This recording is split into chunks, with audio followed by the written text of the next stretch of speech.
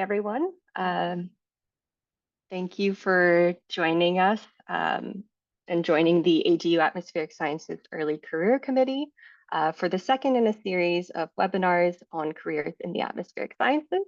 My name is Kat. I will be moderating today's discussion. I'm part of the AGU Early Career Committee. And today's discussion will focus on careers in the private sector.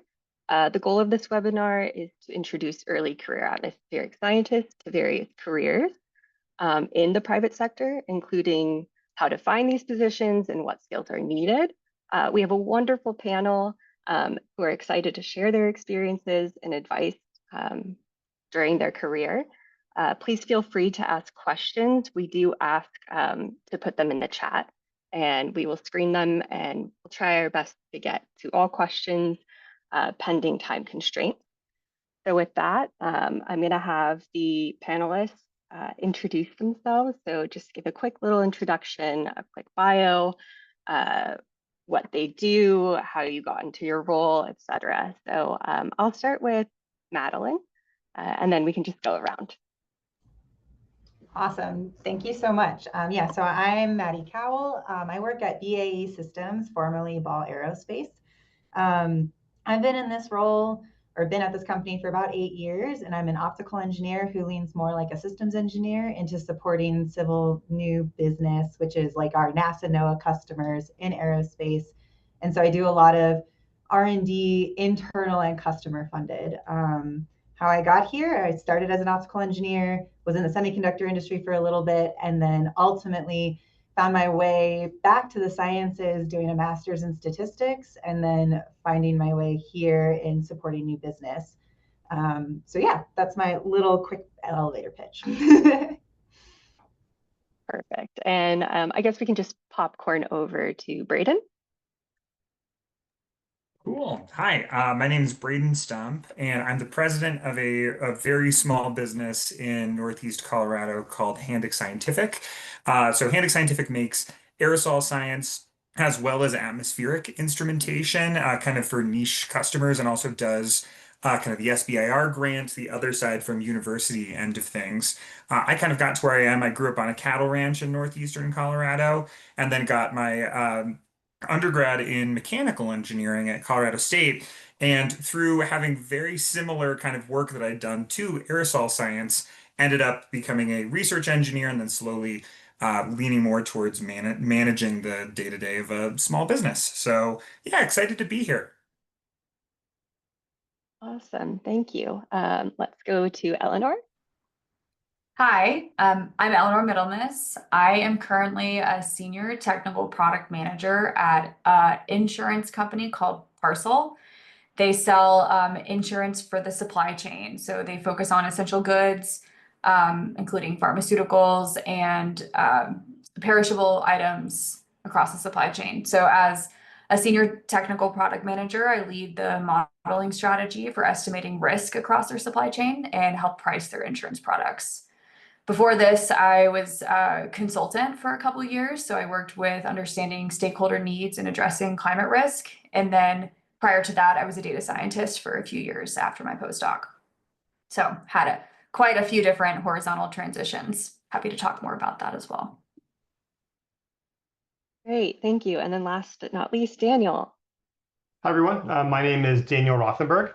I am an atmospheric scientist by training. My undergrad was in meteorology, and I did a PhD focusing on aerosol cloud climate interactions. I transitioned to the private sector shortly after my PhD, mostly because I had always had this kind of theme in the work that I like doing related to software engineering and kind of developing technology. So my career has been really at the interface of weather and technology, with an emphasis on adopting emerging technologies like artificial intelligence and machine learning to solve interesting problems that we have in our field. So I've worked at a bunch of really cool companies. I was the chief scientist at Tomorrow.io for a couple of years, worked inside Alphabet as the technical lead of Waymo's weather program, which was probably my favorite experience in my career. More recently, I actually co-founded a startup last year called Brightband with some of my colleagues, both from the industry as well as back from Google. Brightband is focused on developing machine learning and AI tools for data assimilation and improving weather forecasting. We are a venture-backed company, but we are actually a public benefit corporation. And a lot of what I do on the day-to-day is administrative things and strategic things, thinking through how to manage the company and shepherd it through to what will hopefully be success. And I still spend plenty of time coding and building a lot of our data infrastructure, running machine learning models, all of that. So happy to be on the panel and talk with everyone today. Great. Thank you all for that introduction of yourselves. I guess we can dive right into our first question, which I know a lot of you have touched on already, but what made you decide to enter the role that you're in now? Or I guess what led you to the private sector as opposed to going into academia or into government? So kind of just give a little career path description, I guess. And whoever wants to jump in first, feel free.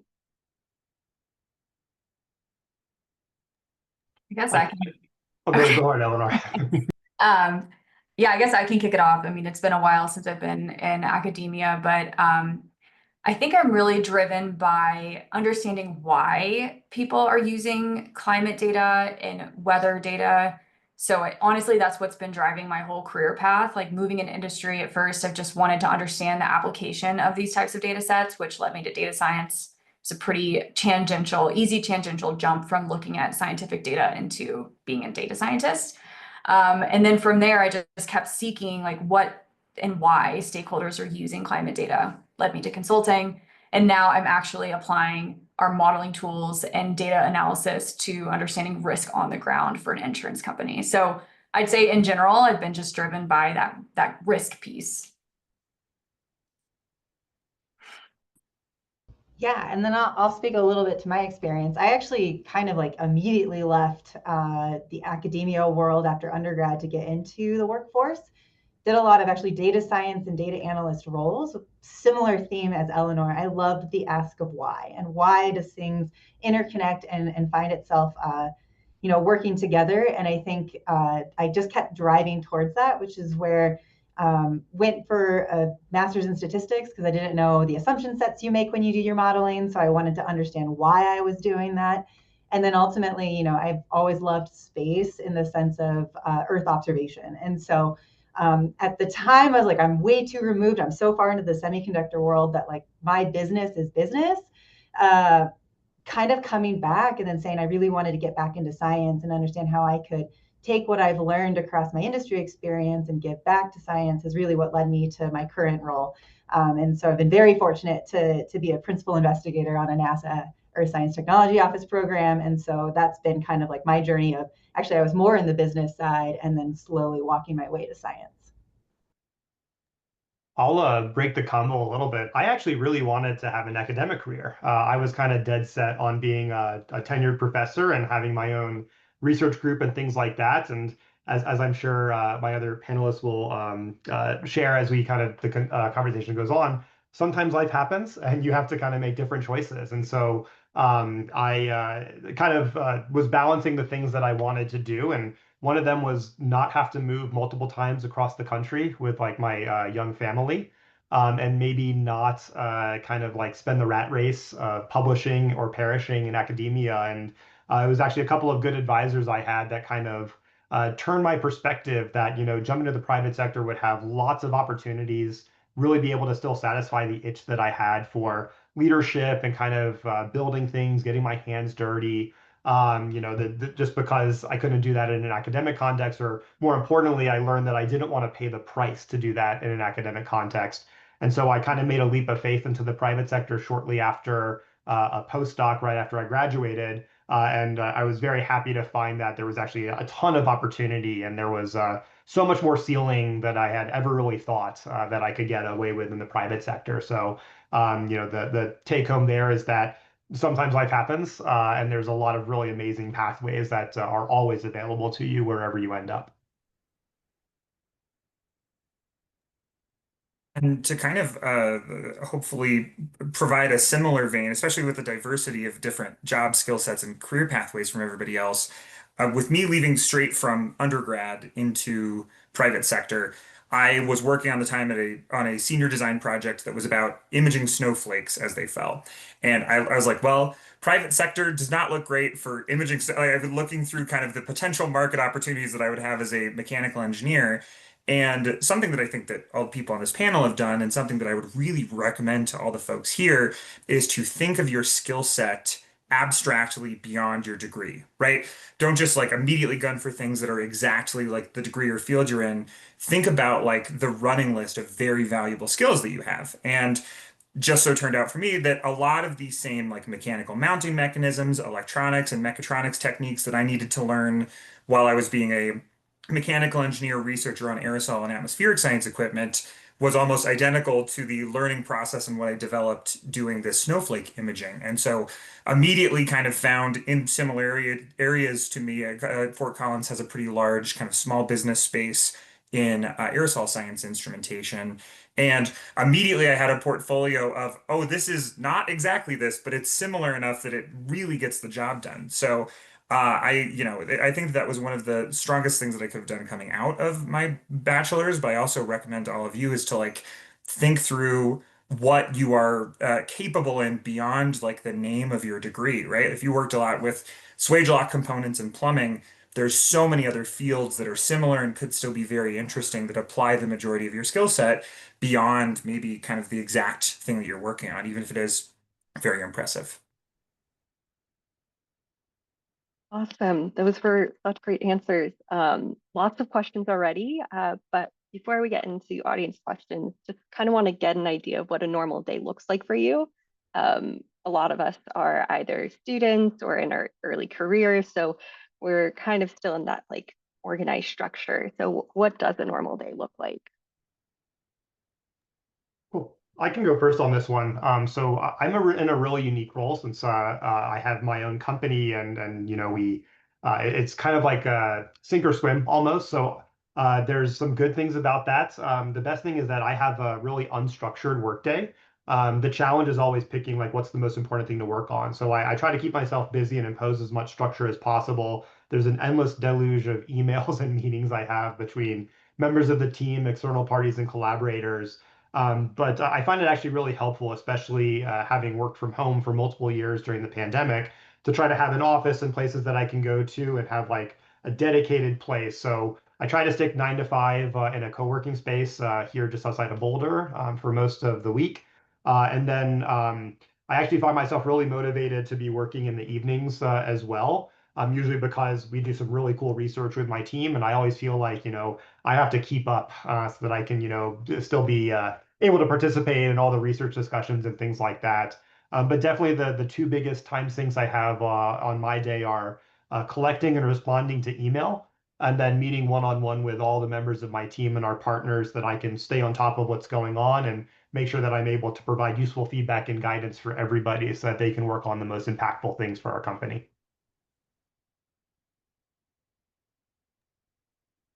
Guess I'll follow up on that. So just full transparency, I've been working at this company for like 5 weeks.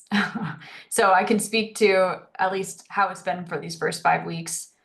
But now that I'm a senior manager, I'm also in a lot of meetings, and a lot of it is just like aligning expectations across different needs of the team and brainstorming on potential futures and strategy for the team. So a lot of that, but then I also spend like a few hours of the day like writing documentation, maybe prototyping a certain type of model or data analysis that I can then pass off. Yeah, a lot of communication. I do want to take the moment though to say like this is something that has evolved throughout my career, and I'd say as I've become more senior, I've been, doing the hands-on keyboard stuff a little bit less and more of the like meeting and managing more and more. So the fact that I'm in meetings all day is not what you would expect if you just immediately enter industry, unless you enter directly into a leadership role.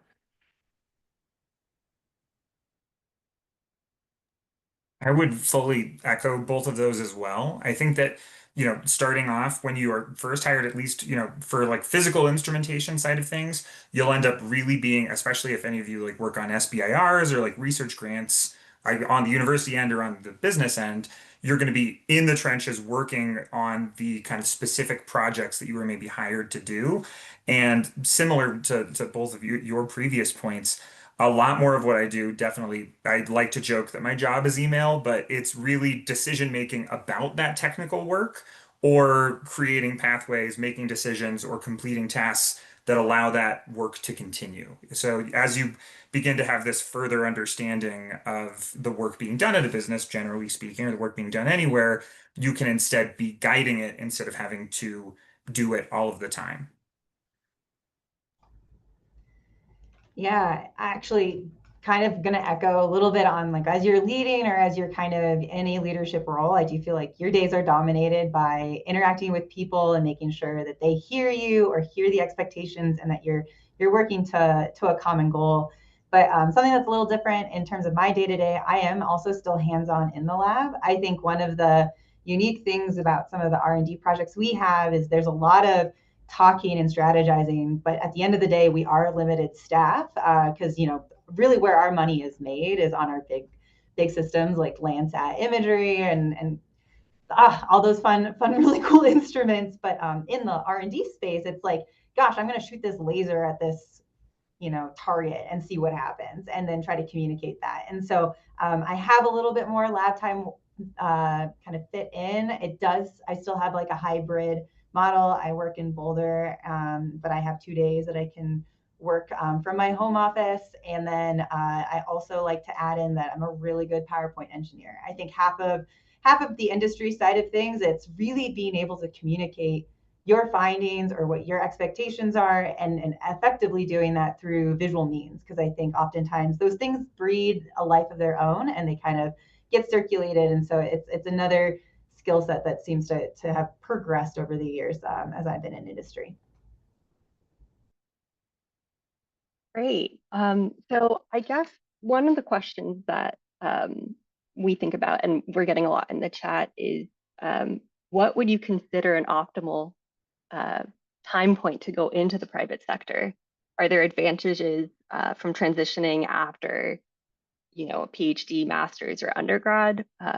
Does it become more challenging when you switch after a postdoc compared to just going right in? So if you can touch on that and the transition, I guess, to going into private sector.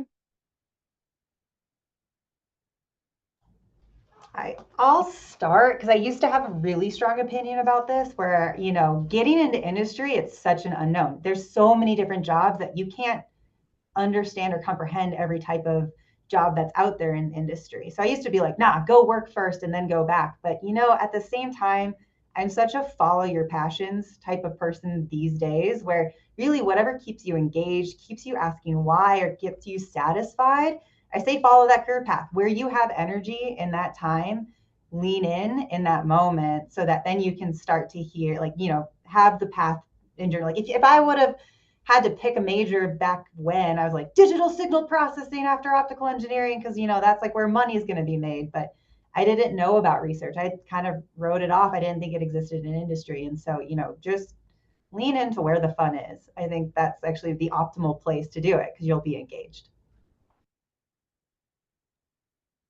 Yeah, I'll follow up on that just because I've worked alongside those who have entered at all stages and heard their opinions. I've also worked with folks who debate on going back to grad school, and the opinions vary. I've worked with people who were like, I wish I would have entered industry right off the bat. And then I've also talked to people who were like, I'm very grateful for my graduate school experience. So I echo what Maddie said. I think it really depends on like what you want to do and what's best for you at that time in your life.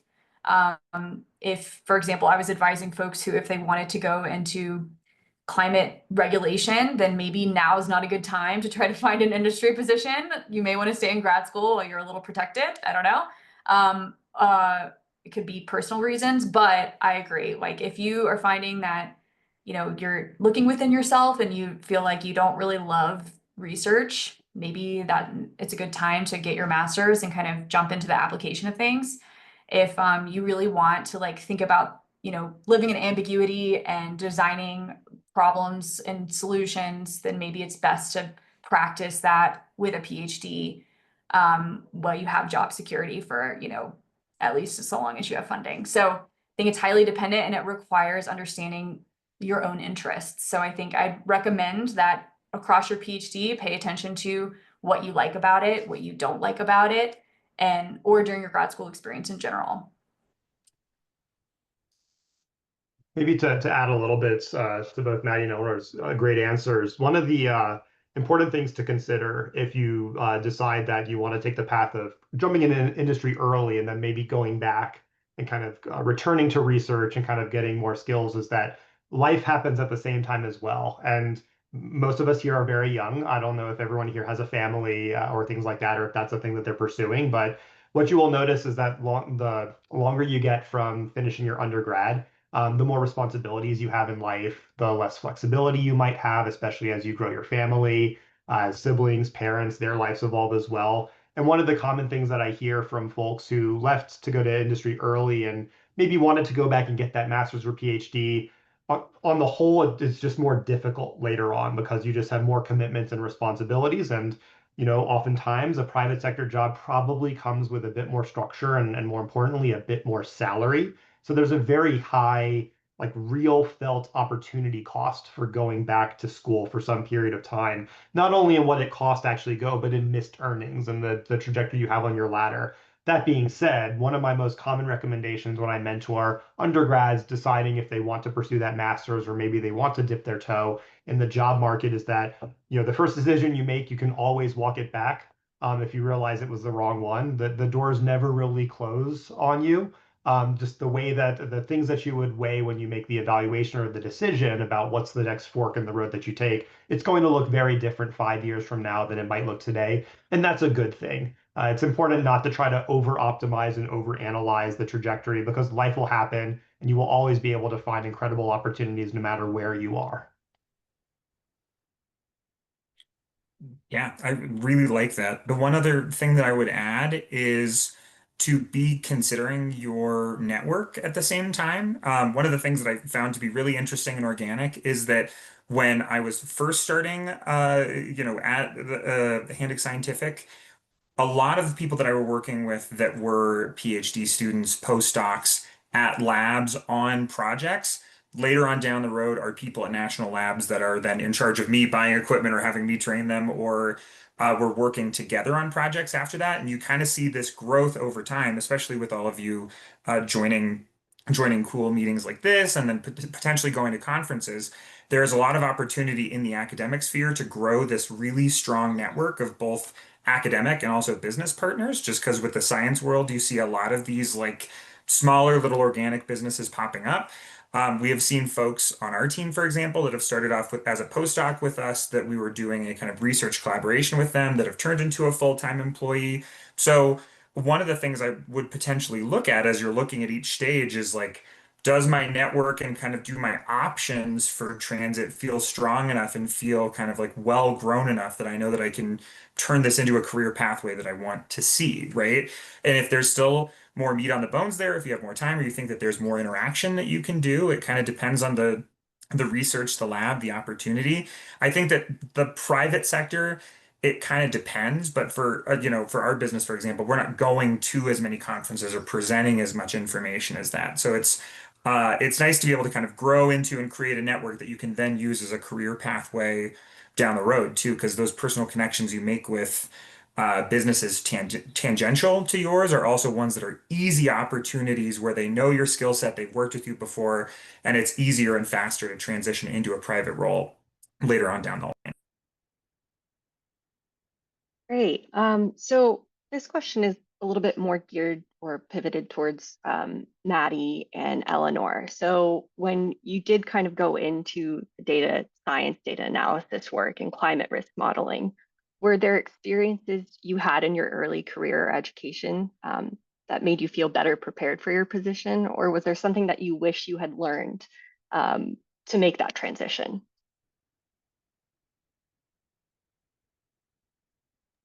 I don't know who wants to go first. I'll go ahead and take it. For data science specifically, so I became a data scientist back in 2020. At the time, there wasn't very many climate related data science opportunities. But I think so overall, I also didn't really know much about ML at the time. In my postdoc, I was running CESM and analyzing global climate models. Like the application to ML was very, very new. So I had to train myself how to use ML models, try to apply and learn some of those skills. I think nowadays, I'm assuming in grad school, there's some exposure to that now, but if you are interested in data science, I would say that's like a pretty necessary skill at this point. So I guess that's like what I wish I'd known. What did prepare me pretty tremendously is just like being able to dig very deeply into data sets to try to gain insights and connections and truly understand from a statistical perspective, like what relationships exist in the data. Like you want to be able to tell a story.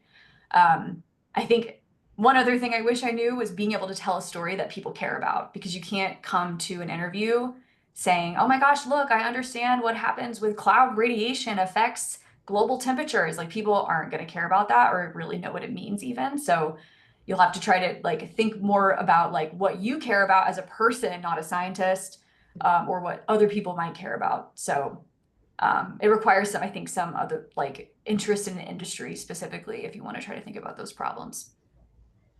Yeah, and I'll add on. I was a data scientist back in 2012, so it wasn't even a term yet. It was just data analytics, and I think that's what's been so fun. And I'm even a young person in terms of data science. Like if we're to be really transparent about the data science field, I felt like where I wish I would have been prepared, but God, I don't know how you would do this.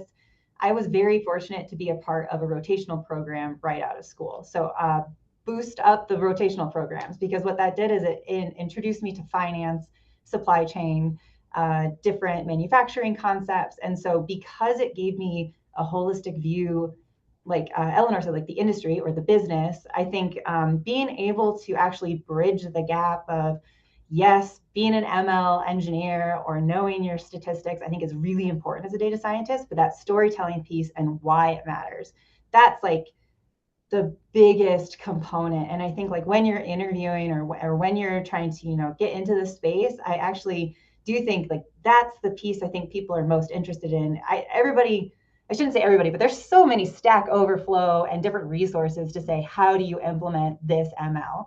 And so I think like the actual execution of the data science and the data engineering is one aspect of it, but I think actually being able to connect and be that detective with the red strings and connect the dots, I think that's actually where people want to hire, at least from my experience and being on interview panels here internally and at other companies. So yeah, it's really interesting, to see the evolution of data science. And yeah, I think, again, I don't know how you prepare for understanding the why and the impacts, but that's the piece that's missing. And so that's the thing you'll want to develop. Go ahead. I think I want to just second that. Like the hardest part, I know, like I see some questions in the chat. They're like, how do I learn ML? Truthfully, that's going to be minor. Like if you know how a regression works, you basically know, like you can learn machine learning. It's like not, it seems like really scary. It's really not, I promise. But truly what you would want to spend your time on is trying to understand what questions would people want to answer with ML? Like how could you apply that tool? That is by far the most important question that I would spend time on. And maybe just like reading about how people are using it, like machine learning algorithms. And then from there, you can start to try to apply one model and then learn about why that model is appropriate and go from there. But start with the question. I just want to Yeah, jump in oh, go ahead. I was yeah. going to ask you to jump in, so this is perfect. Yeah. I hope everyone heard what Eleanor just said, because it's spot on, and I really want to echo it. If you end up doing machine learning or something related to it in industry to job, chances are you are not going to be the person who is designing a neural network architecture, implementing it in PyTorch or JAX, optimizing it to run on a GPU, let on a distributed cluster, doing all the infrastructure. That's not the role that you're likely to have if your background is as a physical scientist. The greatest value that you bring and the greatest value of your training at any level, undergrad, master's, PhD, postdoc, 10 years industry experience, the value you bring is the ability to define a problem. This is one of the things that the AI people that are churned out of the CS departments right now, the folks who make very attractive salaries at DeepMind and Anthropic and OpenAI and companies like that, they're wizards when it comes to artificial intelligence, which is applied mathematics, but they're not trained to identify a relevant problem and figure out what are the many different ways I can solve it. to Eleanor's point, the vast majority of applied machine learning and data science you would see in the real world are things like linear regression, maybe some really simple principal component analysis, random forest or XGBoost, but just because it's a very flexible algorithm, not because it's magic or anything like that.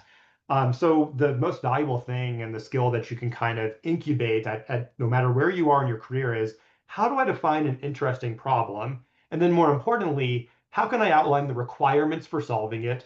What is the definition of done? What does it mean for the problem to be solved? And then what are the many, many different pathways that we might try to solve it? And what are their, what's the word, like their trade-offs? You know, if I tackle the problem this way, maybe it's not as sophisticated, but I can run it a lot faster. Or maybe I do want to reach out to a colleague and learn about, you know, how there's some fancy new deep learning technique that I could use to apply something.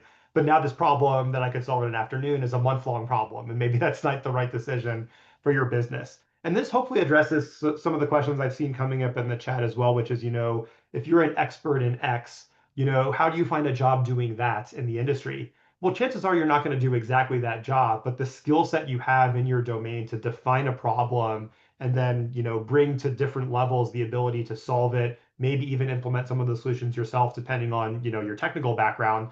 That's really what we look for in the private sector, and that's the types of jobs that you'll most likely be doing. So it's great to learn a lot more about machine learning and AI. It's going to be an increasingly important role in a lot of the work that we do and across all industry and academic activities. But don't feel like it's this insurmountable barrier and you have to be an AI expert before you can even talk about it. I promise you, you know enough to say very smart things about machine learning today.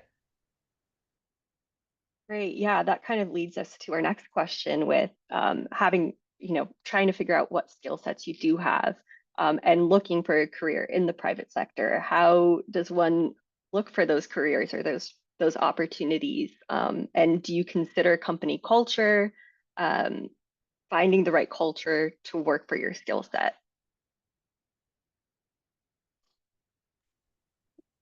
At risk of I think that I can just Go say ahead. that the kind of the same point as before of just making sure to utilize the network that you have, people that you've already worked with and potentially enjoy working with that are working on similar things, especially in the like smaller end of things, smaller business sphere. A lot of those companies are going to have potentially the same problem on the mirror facing end that applicants would have of like when a small business is post something up on like Indeed, LinkedIn, etc., they are going to get absolutely flooded. So potentially having this, having people that they have talked to and they have worked with on projects in real life, and allows them, it allows you this ability to know when they're going to post something, when they're like looking at opening up or creating or figuring out a position. And as far as thinking about your skill set, I think that you got a master class in it from these three right before at this point of, I think the most important thing, if you can break things down into first principles and really define a problem, I think the one thing you'll just have to think of when you are in the interview process or when you're first starting in your job is how are the requirements for the business that I am working for now for completion different than academia, right? It is not, I'm trying to get to the maximum purity possible of figuring out this problem the best that it could be. It's this business has a threshold for time, money, hours spent by me, and quality of output. How can I get that done in a way or communicate that I can get that done in a way that makes me an attractive potential candidate?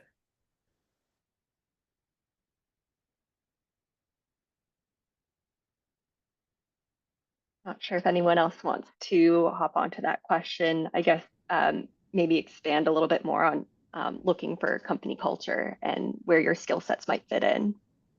Yeah, I can maybe talk a little bit about that. I think the short answer is that it can be really opaque and difficult, and this is why it's so important over time to grow your network. And your network doesn't have to be like all professional people that you have their business card in a Rolodex. It can be an acquaintance you see at your favorite professional meeting once a year, that you like catch up over a cup of coffee, or maybe a friend of a friend, somebody who went to school with someone in your network.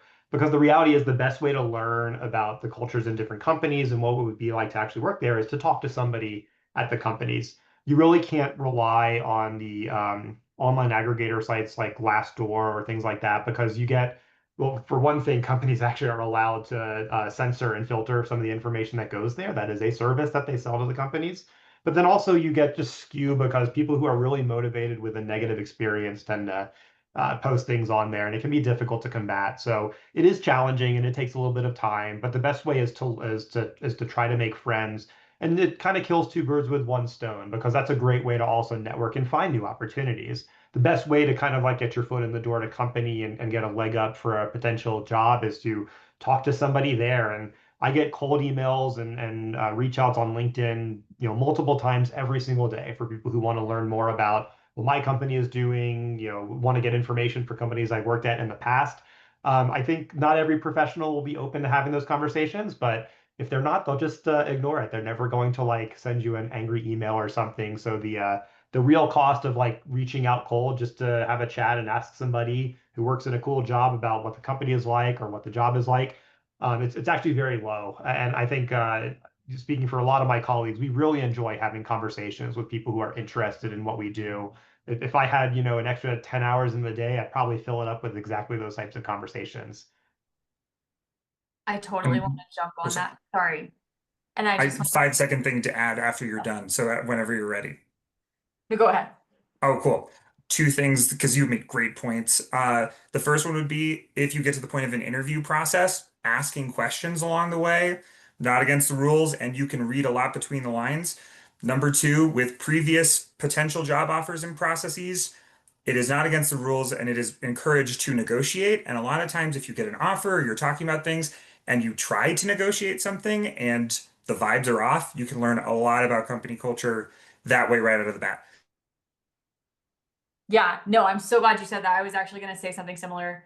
First of all, following up on that, don't forget an interview is a two-way street. Like they're interviewing you as much as you are interviewing them. So don't be scared to ask hard questions. Like you can look up online, like you want to try to flip the script a little bit. If they're like, you know, what are you looking for in company culture? You can be like, well, tell me the last time you went on vacation or something like that. Like, don't be afraid to, because these are going to be people you work with and you will eventually probably be having hard conversations with at some point anyways.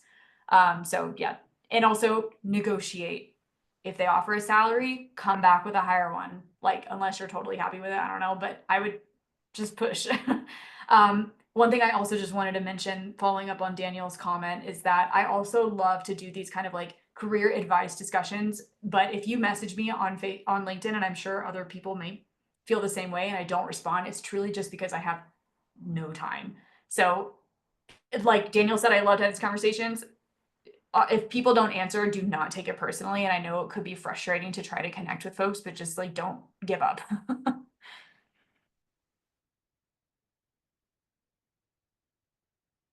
Great. So I guess going into that as well. So one of the great things about this panel is that we have people with such vast experience and coming from multiple fields. So can you touch on certain keywords to search for your like specific field in the private sector? What kind of job titles should one look for when they're getting into in their early career?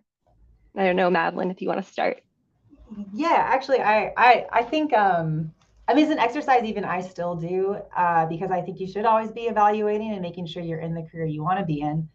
And I've been all like full transparency. I always am evaluating what are the things I enjoy the most about my job? What do I love and I want to do more of? What could I do without? And then I asked ChatGPT to be really transparent because I do think job titles change. And so it's kind of hard to know, data science meant one thing 10 years ago and is a little different now today. And so like kind of understanding the scope it's just an ever changing world. And so if you're without a network, because I want to like foot stomp every network thing that's already been said. I think a network is incredibly valuable. But if you're kind of like not sure where to start and not sure what kind of job titles to start, I'd say, yeah, focus on okay, well, I enjoy coding. I enjoy, maybe thinking about requirements and the systems level. Like, I don't think I would have ever thought to say systems engineer when I first was starting out or even knew what that job title was. So I think kind of creating the introspective list of, well, these are the things I enjoy, ask ChatGPT or put in job requirements in a Google search and say,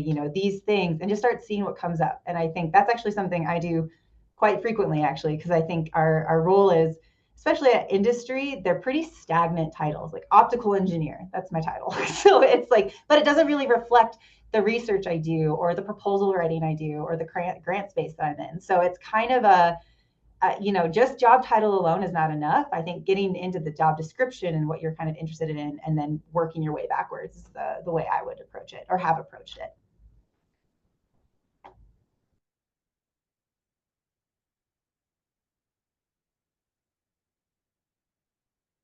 Hey, Braden, do you want to kind of share a little bit about the keywords people can look into for your field? Yes, I've been trying to think about ones because I do remember my job application process coming out of my undergrad, and I'm trying to think of what would still be relevant. And I'm trying to also not just give the angle of, because I had previously worked an internship at a large company and found difficult, at least in the position I was in, for momentum and also applying for positions in the first place. So I was angling more towards the small business end of things to start my career to make sure that I was taking more on. There's pluses and minuses to that. I think that you don't necessarily command as much of a salary, but it is easier to talk to a real human being faster in those screening processes, right?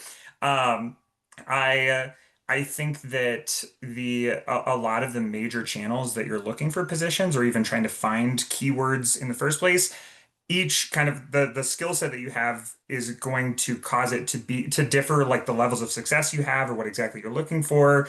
The geographical area is going to make it difficult.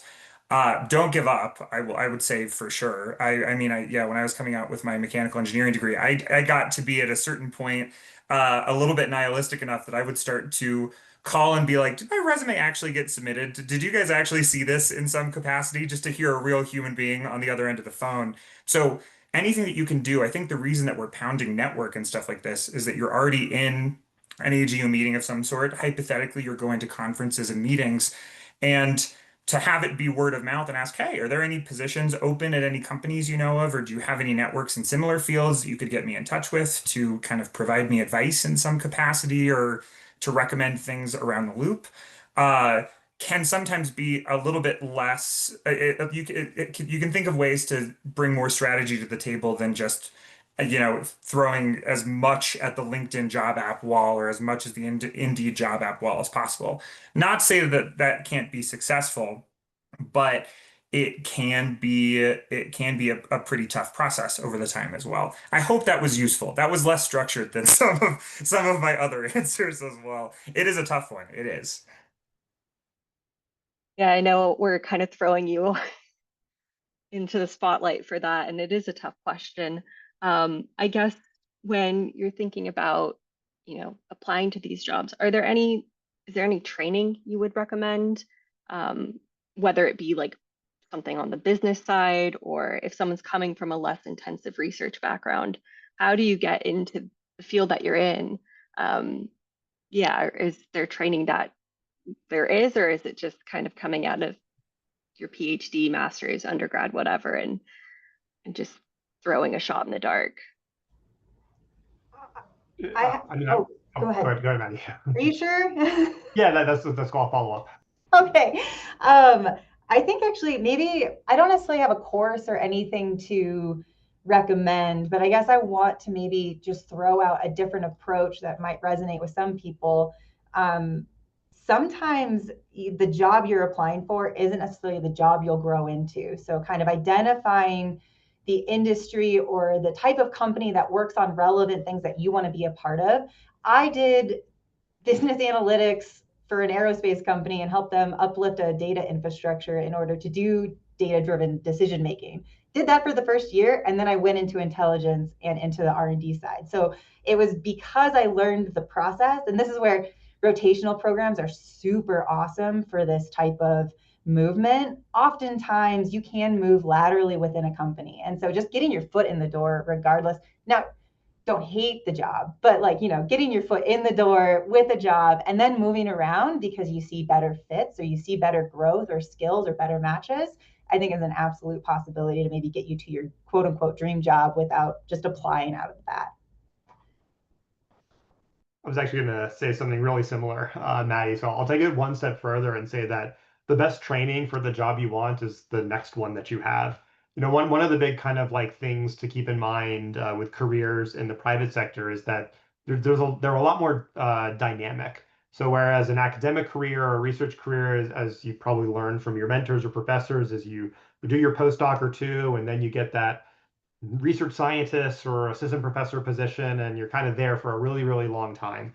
That's not really how it works in the private sector. In fact, it's actually somewhat discouraged to have extremely long tenures at individual places. And again, there's plenty of exceptions. This is not like an ironclad rule, but there's a lot of value in going to new places, getting new experiences, meeting new people, trying new things. And a lot of times, this is even more valuable than the credentials you have, where you went to school, the particular research project or your focus on, the proven ability to jump into a job, learn what needs to get done, and be able to talk about how you created value, you solved interesting problems. That's going to be far more valuable than a particular project you did, as an offshoot of your PhD or something like that. It's even more valuable, arguably, than, certificate programs and other kind of like supplemental educational things that you can get. And so, like, as you think about jumping into the private sector, that first job, it's probably not where you're going to be permanently. It might not even be in the same discipline, industry, or role. A role that I see a lot of, particularly PhDs, jump into that seems to be a really good fit are things like product management, which most of you all, I'm imagining, have never met a product manager unless you have one in your immediate family. But these are, oh, Eleanor, yeah. These are fantastic positions because it's all strategy and strategic thinking and solving all sorts of really interesting problems, and a research background is incredible preparation for that because you learn how to be resourceful, you learn how to define the question, and then you learn the tenacity to actually go at it and kind of suffer the setbacks that come along the way. So the best perspective you could have is that your next job is just going to be the best training to make you even better for that dream job or dream career, which is just right around the corner. You just have to keep telling yourself you're going to get there eventually. You just have to keep hopping until you get there. I think the last thing I want to add to this is personally, I think the first job in industry is by far the hardest to get because we're like, oh, you need to have your network, you need to know all these skills, you need to know business. So to Daniel's point, don't worry so much about what your first job is. My first job in industry, I was working at Transamerica, which I'm sure nobody has ever heard of that because it's not atmospheric science at all. It's a life and health insurance company where I was just honing my data science skills and learning from my peers. And then as soon as a climate risk startup asked me to be a data scientist, I was like, I'm on it. But that said, like I personally, I don't know if people may disagree with me here, but I would try to apply for jobs on wherever you can find them. LinkedIn is my go-to. And if you get an interview, just go to it. Like actually, I've used those as networking opportunities sometimes, not purely, but like I truly want the job. But even if you don't end up getting the job or like there's a mismatch, at least now you've made a connection with that person. And that could be like a way that you could learn more about what it takes to be, in the industry. I just would say, like, don't be afraid to put yourself out there and don't put so much pressure on yourself for your first job. I actually also do the interview networking trick where like I interview for a job, I'm like really stoked on it, but then we learn it's not a good fit for whatever the reasons. And then I carry that network forward. And I've even like sent other people to that job saying like, oh, maybe they're a better fit actually. And try to at least just continue to like pass it forward. So yeah, I'd also do it. I want to pile on here as well and offer even more perspective because again, most of you all are probably thinking that there's an opportunity cost with taking an interview and saying no for a job. I promise you there's not. And so actually, Eleanor and I met a couple of months ago because Eleanor interviewed with me for a position on my team. And unfortunately, like, we weren't able to work together at that particular juncture. But Eleanor is doing that process with us, which I hope was enjoyable for her. It actually really helped me because it really helped me clarify what are the skills and capabilities I'm looking for in this role. And it was just incredibly valuable. So in case I hadn't told you that, Eleanor, thank you so much because you really helped us. Thanks for the interview. It was great. But there you go. And like there's other folks in industry that I've met that I would never have crossed paths with. And I've ended up meeting again at like a networking thing or even a conference where I'm like, oh yeah, we had an interview. Sorry it didn't work out, but it was mutual and we are still on good terms. And one Great. last thing as well, I think that you won't need, I mean, most of these jobs, they will, if you need business skills, they'll teach you the business skills if you have the technical skill set for it. The one thing that you will need in any job that you go into, and even to get the jobs you will go into, is communication skills. So, focus on the resume, thinking about your skill set abstractly, and being able to communicate for whatever business that you're interviewing with or that you're interested in, how your skill set could be very valuable to a team of that nature. Great. So I guess to address the frequent changing in jobs and always looking out for your next one, how do you balance that with the desire to settle down and start a family? I know a few people have touched on this, but just to kind of like expand on that a little bit more would be great. Maybe I can kind of jump in and kind of mention that it's not that dissimilar to what you might have in academia, especially if you have like a two-body problem, if you're a spouse or your partner, wants to get an academic job as well. I'd argue that's an even more difficult challenge. So I have a young family. I'm married with a 4-year-old daughter. And absolutely, the fact that I had different bills and needed medical insurance and stuff, it definitely framed and limited some of my opportunities. And I definitely made decisions about certain jobs to take that allowed me to avoid, say, a move across the country and things like that. But what I think you'll find is that in the grand scheme of like all the life challenges that happens, this is just another one of them. There's just more considerations. And what's probably more important than having the flexibility to take any job anywhere at any time is kind of finding the right community and if you want to put down roots and things like that. There's no right answer to this question, but um, you'll know that you have a solution for like the right opportunity when it gets there. And in the worst case scenario, that there's a great opportunity and it's just not consistent with where you are in life or your needs for your family or things like that. That's not to say that it's not going to be there a year or two down the lines or an even better opportunity might come around. So it's important to think about this type of thing, but don't let like the dread risk of like having to deal with a move with like a young family dissuade you that there's not great opportunities in the private sector. I'll add on a little bit because so we don't have a family, but my partner and I have a business that we started here locally, and so it kind of became the thing that grounded where geographically I can't consider moving. It's just not something we can do because we've got risk here, and so we're just trying to minimize the risk. So I know I'm going to probably sound like a bit of a broken record, but just because the dream job today is the thing that you think it looks like this, but really it might morph over time. Like it's why I keep checking in to say, well, what actually do I really love about my job today? And remind myself, oh, well, I get to talk to customers, I get to be in the science community, and I get to still be in the lab and try some research.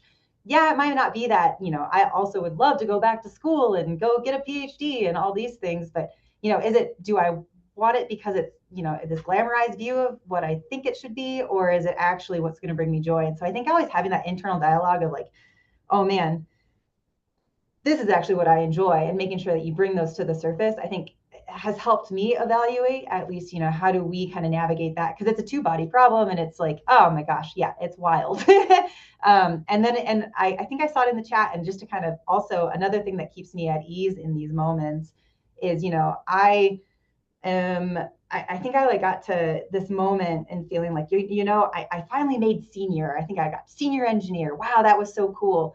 That took me 10 years. And then I thought about it more. I was like, oh my gosh, I could reinvent myself in another 10 years. I don't know why in that moment that helped me reframe and think differently of like, oh no, I'm not locked in. You can have, horizontal shifts or career industry shifts. I was in the semiconductor industry and now I'm in aerospace. Like those things are possible. And so you really aren't constrained. Yeah, I don't know. That was, it's just a very real one that I feel. I love that response actually, and it kind of reflects what I had said earlier about being in tune with what you like and what you don't like about where you're at, and knowing that there's like a potential way or a potential job that may accommodate your needs later on down the road, and that your needs will probably evolve, just like having a family. So in my case, like as Daniel said earlier, a huge reason why I went into industry is I didn't want to be bound to a certain location and have to move. So I'm in Denver. I think we're all actually in Colorado, which is kind of funny. Anyways, but then I was like, I want a job in Colorado. I want the flexibility. I want that to be a priority. And actually my most recent job transition was driven a lot by the fact that I was working fully remotely and I wanted to work in an office. So like that became a priority after I'd had a job for a while and decided, you know what, this isn't actually working for me. And maybe down the road, I'll decide, actually, I want to work remotely and I may change jobs again. So, yeah, just keeping in touch with like what it is that's meeting your needs. If you're feeling some friction, understand what that friction is, and being creative about how your job may be able to assess that. And I think to round it out, I will provide the opinion of a person who's only been at the same business for 10 years, just as a palette against, because I think it can have benefits. It can also have downsides. I think that your ability to get in the range of a salary that you feel is more appropriate of your position, is a lot more possible when you are moving between positions and able to re-enter negotiation clean slate, just because the kind of common increasing of job positions when you're staying at a firm just doesn't necessarily track the same way unless your role is changing.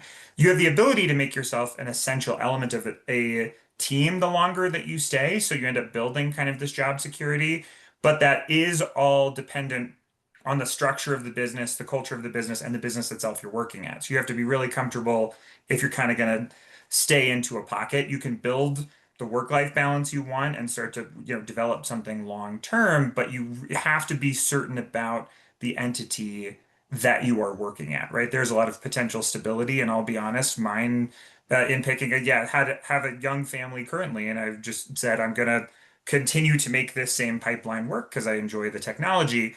I think the one thing that I would do, even though we're, continuously circling back to it, is that if you choose to stay in a pocket with a same business for a long time, it is important to make sure to get out of your comfort zone and continue to flex your network, because doing what other folks do and being able to go to different positions creates this unbelievable web of different resources and people with different skill sets and knowledge that you can tap on in the event that things change, right? This is kind of an unprecedented time for different job markets. So in order to kind of hedge against that when you're staying in a role that has a lot of stability, making sure to still reach out to people, go to different events. Like there's plenty, even in cities themselves, Fort Collins, Boulder, Denver, most university towns have a lot of like startup incubator meetings or other places like that. So as a person who has only done that in staying in a job, there's definite benefit, but I think there are things that you want to do that allow you to kind of have some of the same like flexibility or kind of ability post your position at any point that folks that are able to move to different experiences have as well. Great. Well, thank you all so much. We'll ask one last question, and maybe Maddie, if you want to go first, because I know you have to log off, but what's one piece of advice you have for someone who wants to enter your career field? And it can be short. I think always ask why. I think understanding, the value you provide normally is like, how can I impact the decision the company's going to make today? At least for the private. At the end of the day, it is for profit often. I guess I'm not speaking for nonprofits, but being able to trace back to that why does the company care, is such an amazing skill that'll open doors in the future. So I think that's like my one thing. Just have that curiosity. Don't just say, oh, I'm just a 9 to 5, clock in, clock out. Those are important, but I think if you want to stand out, being able to trace back and connect the dots and be that detective is pretty valuable. Great. Thank you so much. Thanks. Don't know who wants to hop in next, but just a piece of advice for our participants. I think that the one thing that I would say, and this is the instrumentation world, this is much less maybe the data analysis world, but you can never go wrong generally across the board, even outside of the field, with hands-on skills. Catherine and I have worked on projects before, and she is effectively an electrical engineer at this point with the amount of ridiculous things that she has had to do to our instrumentation. And generally speaking, having knowledge with the tool or being able to interact with equipment past maybe just the what you're being asked to do has personal life benefits, but also has this ability for you to speak from a lot of angles to the technology you're working with, but less applicable to everybody. But for the instrumentation folks, hands-on skills are the bee's knees. I think my last piece of advice is If you decide to start embarking on applying for jobs, do not take rejection personally.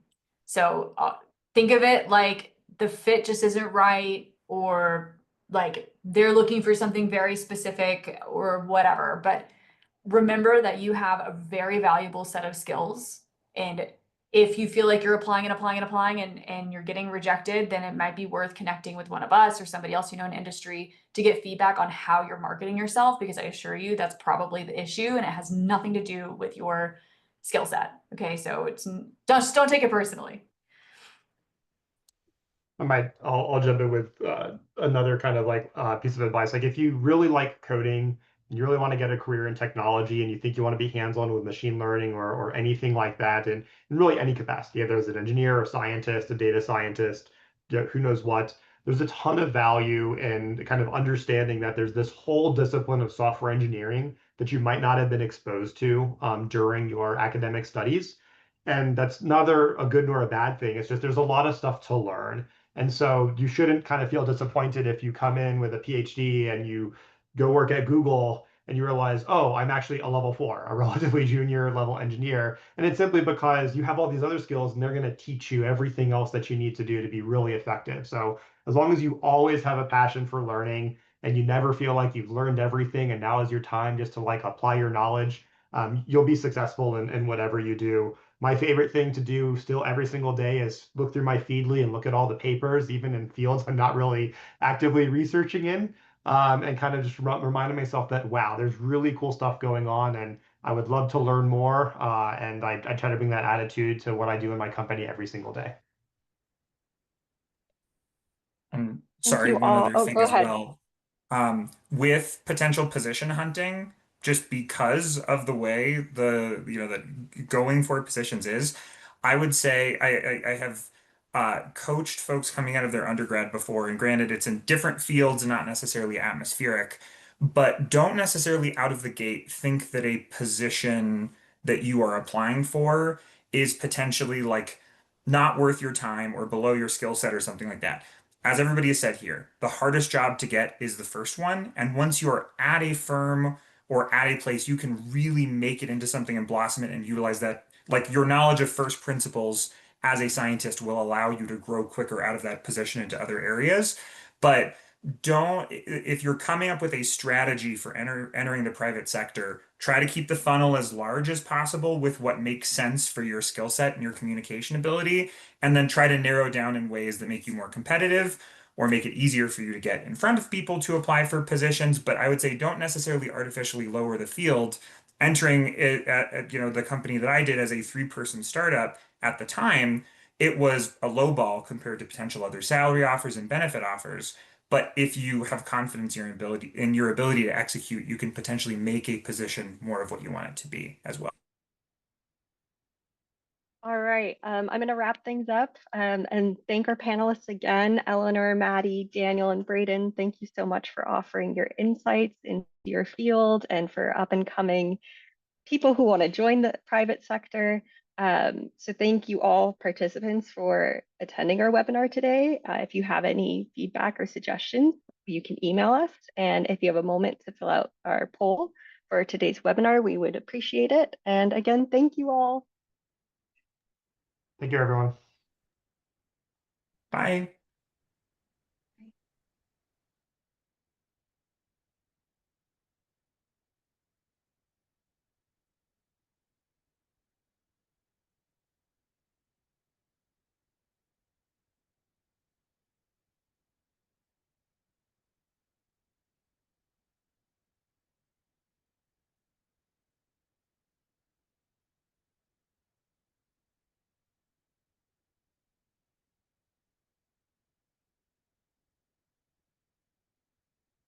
Great. I think I'm just going to end it here. But yeah, thank you, Braden, and talk to you later, Maddie and Abiola.